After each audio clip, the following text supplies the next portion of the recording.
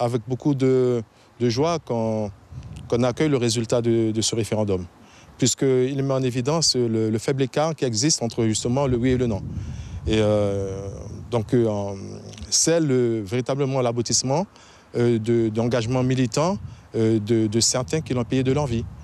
Donc en l'occurrence du peuple kanak qui s'est vraiment démené depuis quelques décennies pour cet aboutissement-là. La démocratie s'est vraiment exprimée à travers ce référendum. Et que là, l'espoir pour la Nouvelle-Calédonie d'aller dans le même sens, tout le peuple confondu, reste vraiment d'actualité. On peut penser que d'ici quelques années, le oui va l'emporter. Le choix qui a été fait est un choix qui, à mon avis, est net, même si il convient de dire qu'il n'est pas aussi large, le résultat en tout cas que les partisans du non l'avaient espéré.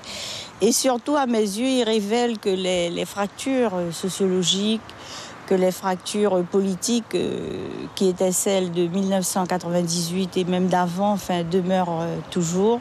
On le voit bien dans les résultats entre le Nord et le Sud. Alors maintenant, écoutez, il faudra dialoguer. Voilà, ils se mettent au travail. Je crois qu'ils ont déjà fait un bon parcours. On ne le répète pas souvent, mais le socle électoral calédonien est composé de 210 000 personnes. Et à ce scrutin, seulement celles qui étaient concernées, les électeurs concernés, donc un peu moins de 175 000, donc 35 000 électeurs de moins, se sont déplacés aux urnes. Donc dans ce socle électoral restreint, il y a eu 80% de participation, donc c'est une décision légitime. Les urnes ont tranché, il faut se ranger du côté de la démocratie. Et c'est toujours un petit peu embêtant lorsque des idéologues estiment que, telle idéologie n'est pas la bonne idéologie et se permettent de distribuer les bons points, les mauvais points, qui est fréquentable, qui ne l'est pas. La population a tranché, il faut se mettre de son côté.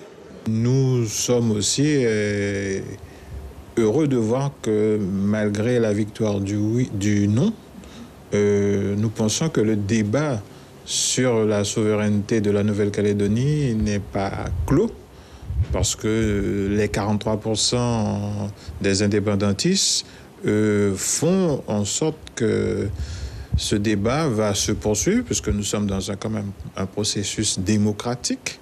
Et que même s'il y avait un référendum qui clôturait une partie du processus, mais le débat, je pense, sur la souveraineté de la Calédonie n'est pas fermé et que les partis qui sont sur cette voie-là vont continuer peut-être à conscientiser, à mobiliser la population vers cette voie.